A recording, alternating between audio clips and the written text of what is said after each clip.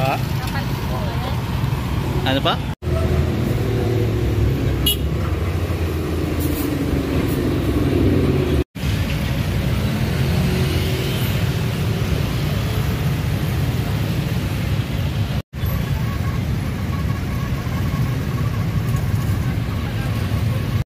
Yan, hello guys, welcome ulit sa ating channel. Ito po ulit si JR Doria TV. Mag-update lang po tayo ng pangyayari dito sa area po ng Roxas Boulevard. Nagaganapin po ang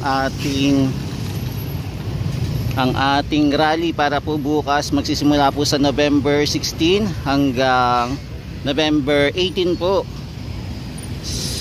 So ito po yung ating mga kababayan na INC for Transparency, Accountability and Justice po. Ayan, so silipin lang po natin yung mga pangyayari na gaganapin para bukas sa kanilang paghahanda po para sa gaganapin na rally para bukas. Tara, let's go guys, simulan na natin.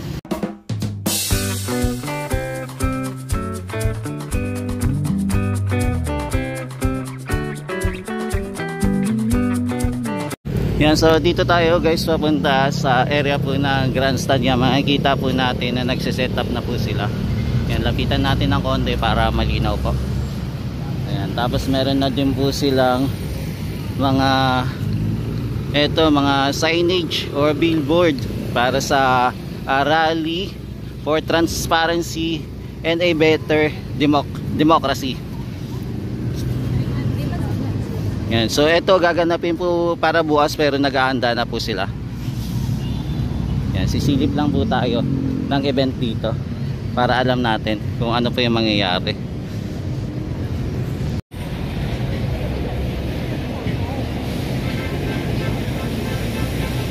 Yan, papasok na tayo dito sa loob ng grandstand. So ito po yung itsura nya.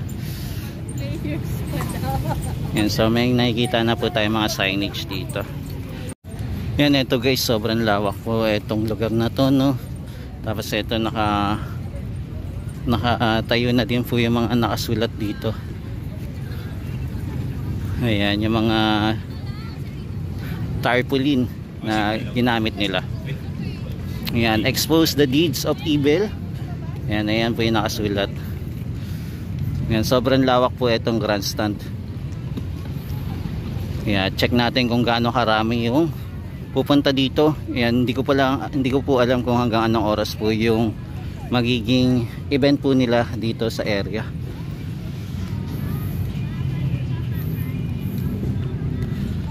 Ayan, napakalawak po ng magiging event nila, no. Kung dito po sila gaganapin, mukhang libo-libo po ang dadayo dito para makiisa sa gaganapin na rally para bukas po.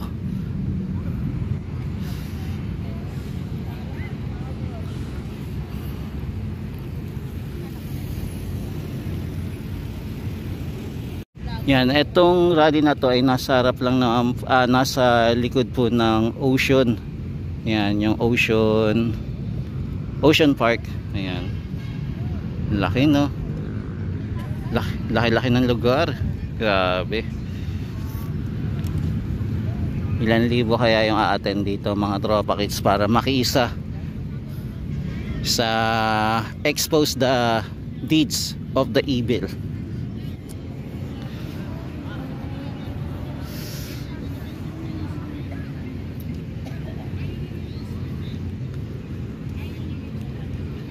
Yan, para makita lang natin yung venue. So ito na po yung venue.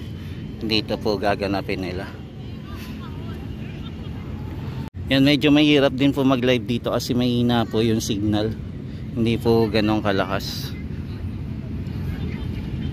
Yan, di bali signal ko lang po dito, aabot lang po ng, kaya ko lang po siguro po 4G, hindi pa plus po yun.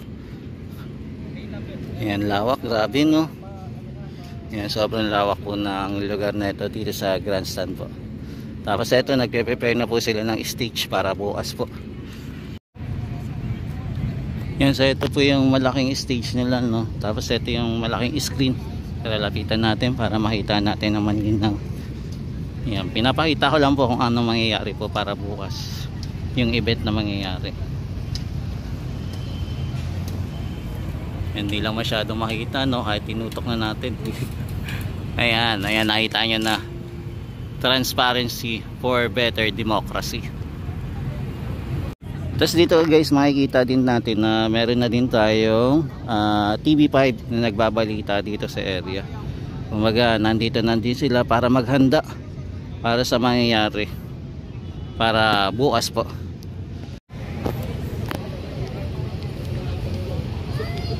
Yan, so ipapasilip ko lang po sa inyo kung ano po yung ganap dito ngayon gabi, pero wala pa po tayo napansin na mga member po na pumupunta po dito. Mukhang more on setup pa lang po to, no.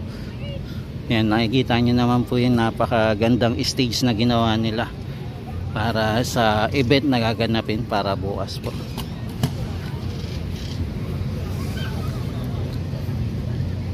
Yan, ganito po kalawak ang ating area. Kaya bukas po, sure na marami pong pupunta dito at sasama para sa event na to.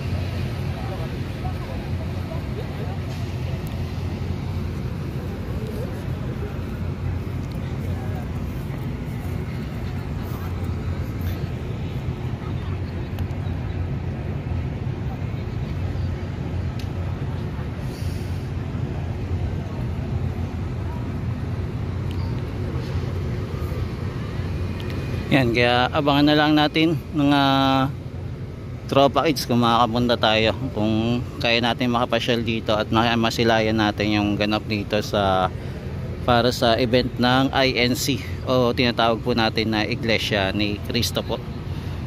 Mukhang dito na din po siguro sila sasamba para bukas po, no, na kung umaga man, ayan, baka dito na din po sila.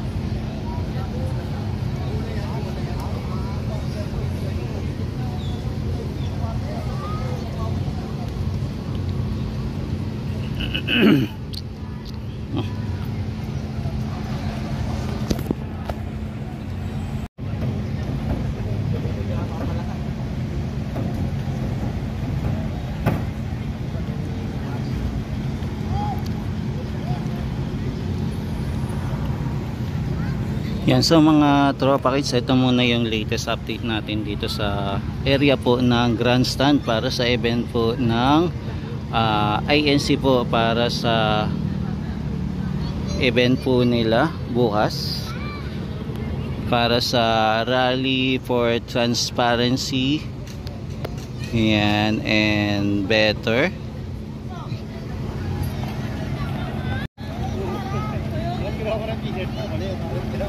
Yan, di bali, rally for transparency and better democracy po. Ayan, maraming salamat po. Ito po ulit si JR Doria TV. Mag-update lang po ng mga ganap at pangyayari dito po sa Maynila po. Ayan, thank you po muli sa pagsama niyo po sa akin. Ayan, naway pagpalain po kayo ng may kapalan. God bless po. Ayan, thank you sa walang sawang pagsuporta kay JR Doria TV. Thank you po. Ayan, sa muling pag-update natin sa mga pangyayari dito sa Pilipinas. God bless po ulit.